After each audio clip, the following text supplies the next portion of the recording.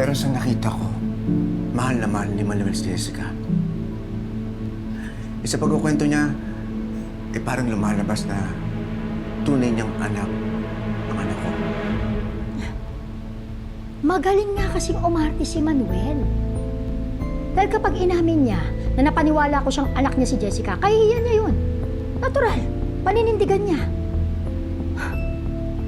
Pero ang totoo, hindi niya talaga minahal yung anak natin. Kamamaya, lumabas pa ang totoo. Malungkat pa na minaltrato nila yung anak natin nung nalaman nilang anak ko siya sa iba.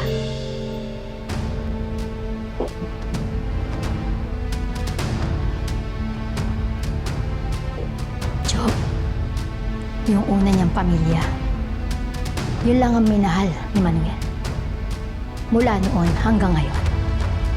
Pero ako, lalo na si Jessica, hindi kami minahal ni Manuel.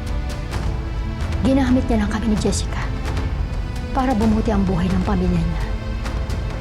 Pero ang totoo, masasama silang tao.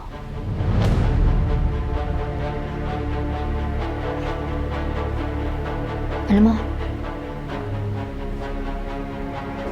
mabuti pa siguro, huwag mo na lang kaya ituloy yung balak mo paghihigante para kay Jessica.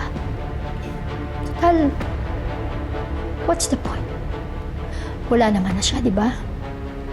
Wala na ang anak natin. Patay na siya.